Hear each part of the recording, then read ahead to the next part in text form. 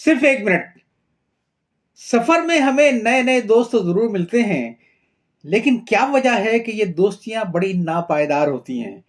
थोड़े अरसे के बाद हम उनके नाम भी भूल जाते हैं, हम उनके चेहरे भी भूल जाते हैं, और सिवाय उनके सुनाए हुए एक दो लतीफे या कसीफे के उनकी हर बात भूल जाते हैं। वजह इसकी क्या है? क्या खराबी उन दोस्तों में थी? नहीं, हमारे दिल में गुंजाइश नहीं थी।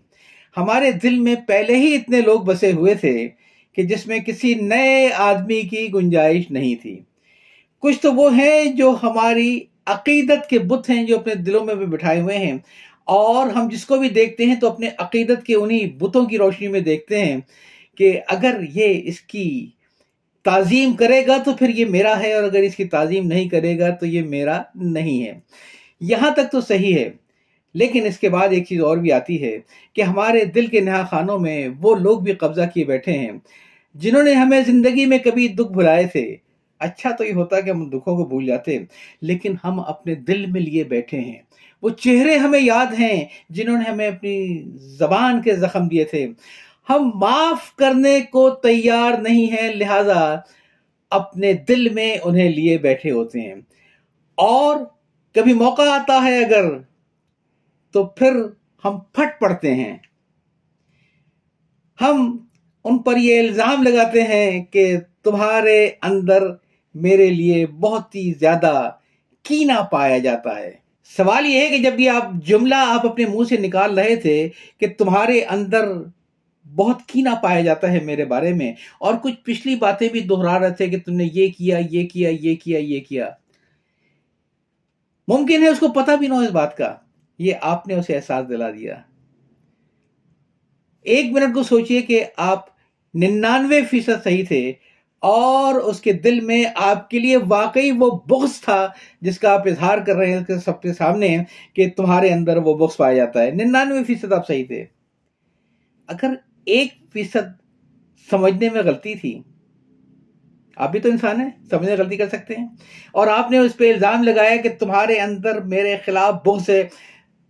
सन 2000 में ये कहा, सन 2017 में ये कहा, सन 2021 में ये कहा, आज तुमने फिर बात की तुम्हारे अंदर बुग़्ज़ है।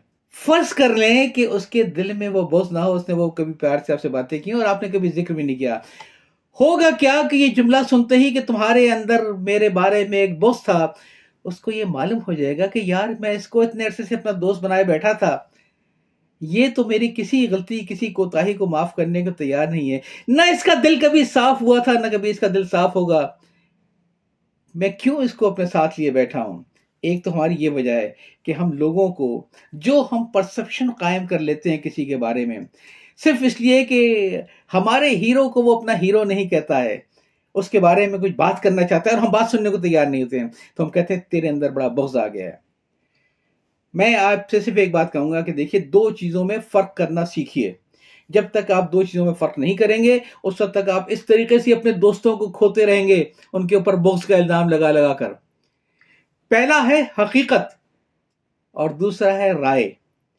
हकीकत से इनकार मुमकिन नहीं है, लेकिन राय से इख्तिलाफ यकीनी है, सेहतमंदाना रवैया है। 2 आदमी एक तरह सोच ही नहीं सकते, एक तरह कोई राय कायम कर ही नहीं सकते। जो आपकी राय से इख्तिलाफ करता है, इसका मतलब ये नहीं है कि वो आपसे नफ़रत का इज़हार कर रहा है। इसका मतलब ये नहीं है कि आपके बनाए हुए बुतों को ताज़ीम देने से इनकार करके वो कोई बहुत बड़ा जुर्म कर रहा है। उसको भी अपनी राय रखने का हक़ है। मेरा ये फ़र्ज़ है कि मैं आपकी राय का एहतराम करूँ, लेकिन आपका ये हक़ है कि आप भी अपने मुख़ालिफ़ की राय का एहतराम करें। अब हकीकत में और राय में तमीज़ कैसे करें? जब गुफ्तगू होती है ना, तो बाज़ स्टेटमेंट वो होते हैं कि जो कि प्लेन स्टेटमेंट होते हैं और जिसमें कोई दो गुंजाइश नहीं होती है, दो राय की गुंजाइश नहीं होती है। मसलन ये कि इस्लामाबाद पाकिस्तान का दारुल खिलाफा है, इससे कौन इख्तिलाफ करेगा? मसलन ये कि कराची समुद्र के किनारे वाक़ है, इसमें कौन इख्तिलाफ करेगा?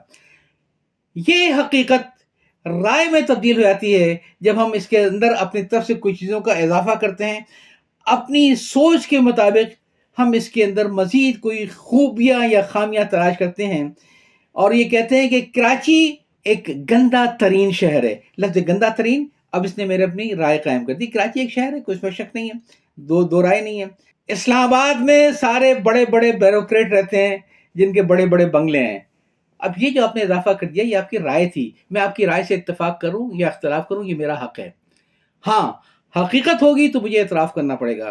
میرا آج کا پیغام صرف اتنا ہے، اپنی رائے ضرور قائم کیجئے لیکن اپنی رائے کو دوسروں پہ ٹھوسنے کی کوشش نہ کریں. آپ دوسروں کو زبردستی قائل نہ کریں کہ آپ کے بنائے ہوئے بتوں کو وہ آ کے تعظیم کریں اور سجدہ کریں. نہیں، ان کا بھی حق ہے کہ وہ انکار کر سکتے ہیں کہ مجھے یہ چیز پسند نہیں ہے. لہٰذا حقیقت میں اور رائے میں فرق کر کے جئیں. رائے آپ قائم کر سکتے ہیں، اچھی یا بری آپ کا حق ہے اور دوسرے آدمی کا بھی حق ہے. حقیقت کے بارے میں کسی قسم کی کوئی جال سازی قابل قبول نہیں ہے.